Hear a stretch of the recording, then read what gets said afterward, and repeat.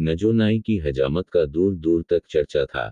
वो अपने काम में उस कदर माहिर था कि आंखों पर पिटी बांध के भी हजामत करता तो कोई जरा सी खामी बाकी न छोड़ता।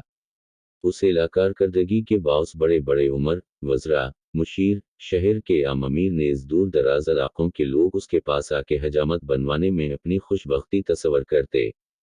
एक दिन नजूनाई अपनी दुकान पर काम में मसरूफ था कि लकड़ियों फरोख्त करने वाले किसी शख्स की आवाज़ आई, "लिकड़ी ले लो।" सूखी लकड़ी। नजोनाई ने बाहर नकुल कर देखा तो इसे वो शख्स गधे पर लकड़ियां ले जाता नजर आया। नजोनाई बोला, "दो आने लो और लकड़ी दे दो भाई।" एक मन लकड़ी के सिर्फ दो आने। तोबा तोबा। लकड़ी फरोश मुंह बना के जाने लगा तो नजोनाई इसे देखकर कुछ सोचने लगा। ए, नाराज मत हो, चलो तुम ही बताओ, कितने में दोगे? नजोनाई चलाया, 4 आने से कम में नहीं दूंगा भाई। सबकी सब लकड़ी। हाँ जी, बिल्कुल सबकी सब। एक भी कम नहीं। हाँ जी, एक भी कम नहीं। गधे पर दी तमाम लकड़ियां दूंगा। सोच लो मियाँ। कहीं बाद में। सोचना कैसा जी, ये तो मेरा रोज़ का धंधा है। अच्छा तो चलो, फिर उतार बस लकड़ी और अपने पैसे लो। अभी लीजिए जी। लकड़ी फरोश ने गधे से तमाम लकड़ियां उतार के दुकान के अंदर एक तरफ रख दी और हाथ झाड़ने के बाद कीमत तलब की। अरे माल तो पूरा दो।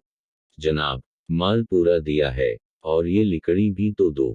नजोनाई काठी की तरफ इशारा करके बोला, जी ये तो लकड़ी रखने की काठी है तो ये भी लकड़ी ही ना।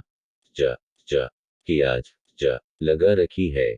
तुमने जुबान की थी कि गधे पर लदी तमाम लकड़ियां दोगे, एक भी कम नहीं होगी। जनाब, मजाक छोड़िए, मुझे देर हो रही है, पैसे दीजिए। नजूनाई ने पैसे निकाले और गधे की पैठ से काठी उतार कर बोला, ये लो आपने पैसे।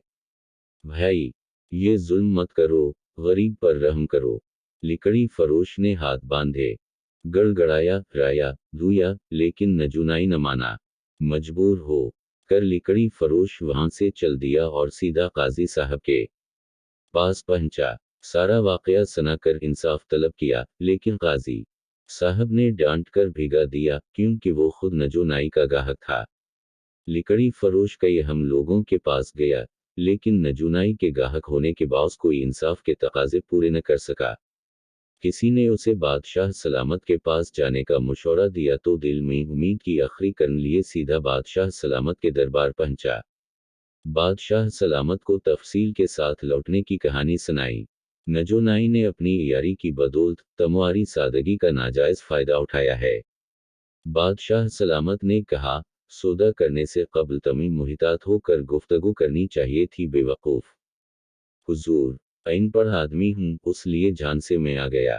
अब आप ही कुछ कीजिए ताकि लकड़ी लादने की काठी वापस हासिल कर सकूं।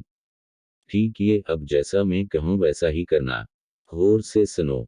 बादशाह सलामत ने एक तरकीब सोची और इसे कान में बताने लगे। चंद रोज बाद लकड़ी फरोश दोबारा नजूनाई के पास पहुंचा। हाँ भाई, बोलो कैसे आना हवा? नजोनाई कैंची तेज करते हुए बोला, भाई, बात यह है कि मुझे बादशाह सलामत के महल में मुलाजमत मिल गई है। महल के दारोगा ने अच्छी हजामत बनवाने की शर्त रखी है। ओह, अच्छा, फिर मैंने आपके काम की बड़ी तारीफ सुनी है। लोग कहते हैं कि आप अपनी महारत से गधे को भी इंसान बना देते हैं। शकर ये भाई, ये तो लोगों की मोहब्बत है। बस तो अब मैं भी आपसे मोहब्बत करने वालों में शामिल होना चाहता हूँ। मतलब कि हजामत बनवाना चाहते हो? जी बिल्कुल। एक मैं हूँ और एक मेरा साथी भी है, जो मेरे साथ ही महल में काम करेगा। दोनों की हजामत के कितने पैसे लेंगे? दोनों के 4 आने होंगे। मंजूर है। आप पहले मेरी हजामत बनाइए, उसके बाद मेरे दोस्त की बारी होगी। अच्छी बात है। नजूनाई ने लकड़ी फरोश को बैठाया और जरा देर में उसकी हजामत मुकम्मल कर दी। फिर बोला, अब फटाफट अपने साथी को बुला लो। लकड़ी फरोश ने असबात में गर्दन हिलाई, दुकान के बाहर खड़े गधे को हाथ के अंदर लाया। लीजिए जनाब, मेरा साथी आ गया। उसकी चमड़ी नरम है, जरा एहतियात के साथ हजामत बनाइएगा। ये क्या मजाक है? नजूनाई जोर से धाड़ा, मैं इंसानों की हजामत बनाता हूँ, हैवानों की नहीं। बाहर निकालो उस गधे को। देखिए ये तय हवा था कि आप मेरी और मेरे साथी की हजामत बनाएंगे। सुबान का भरम रखिए वरना मैं उजरत नहीं दूंगा।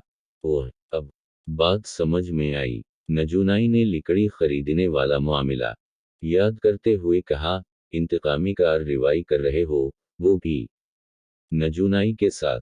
फिरू तो सही, अभी हजामत बनाता हूँ। इतना कहकर नजूनाई ने छड़ी उठाई और गधे को मार मार के वहां से भिगा दिया।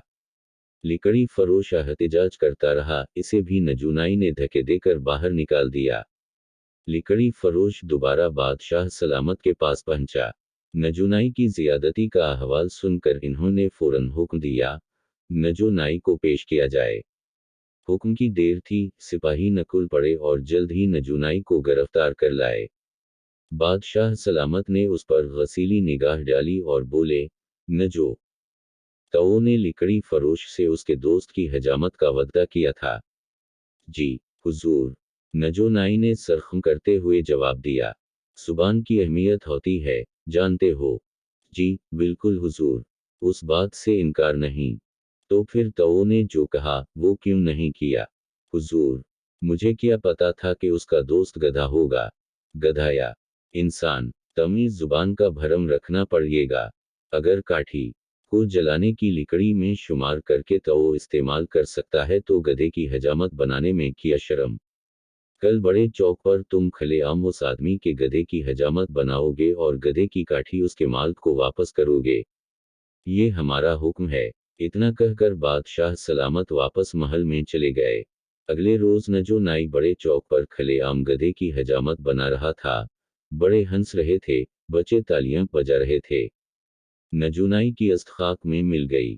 चंद रोज बाद शर्म के मारे वो उस इलाके से कहीं और चला गया। मजीद ऐसी ही मज़ाहिया और फ़नी वीडियोज़ के लिए चैनल को सब्सक्राइब करें और वीडियो को लाइक करना न भूलें। अपना बहुत सा ख्याल रखिए। इजाज़त दीजिए। खुदा हाफिज़।